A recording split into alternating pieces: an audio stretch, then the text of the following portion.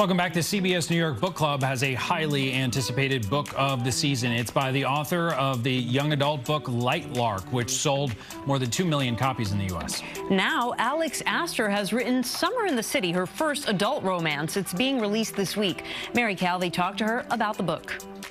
All know you from your success with young adult fiction, but now you're moving into the steamy fun. So tell me about this and what made you decide to go into adult fiction? Yeah, I always just write exactly what I read, and so I had a period of time where I was just reading so many rom-coms and so much romance, and I just thought, the same way I did when I was 12 years old, thinking of writing my first young adult book, maybe I can try this. And so I did try in 2021, and it took a few years for me to actually finish the book and really get into it and sell the book. But I'm just so excited, and I can't believe that readers are going to be reading it soon. They are going to love it, too. Summer in the City, love story about New York City and the main characters here. Tell us a little bit about it. Yeah, so Summer in the City is obviously set in New York City, and it's about a screenwriter who has writer's block and the tech guy that she hates, which is a problem because they're about to spend the entire summer sharing a wall. So there's enemies to lovers, forced proximity, there's fake dating. I put truly just everything I love in romance into this book, but it's also kind of a love story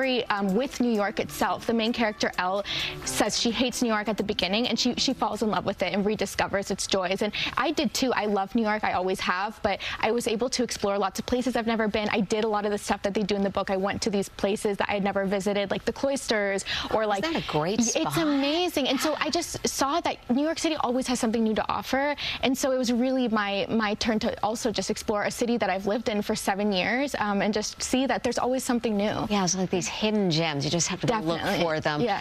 Tell me about Elle. She's your main character, and she kind of closes herself off. She is an island. Like her best friend calls her an island. She's very prickly. She has trust issues, and so I like starting with a flawed character because I think it's very real.